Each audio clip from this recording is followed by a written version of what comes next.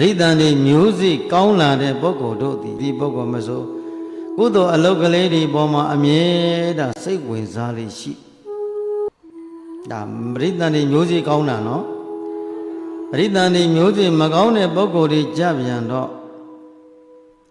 ကိုယ်လည်းဝါဒနာမှာပါသူတစ်ပါးကိုလည်းပဲတိုက်တွန်းမှုလို့ဆောင်မှုမရှိဘူးအဲ့ဒီပုဂ္ဂိုလ်များရဲ့တန်တရာကြီးကြပြန်တော့ပြောစရာလားကြောက်စရာလားဒါပေမဲ့အဲ့ဒီပုဂ္ဂိုလ်သွားပြီးခင်ဗျာမကြောက်ဘူးလားလို့မေးကြည့်ဘာလို့ကြောက်ရမှာလဲ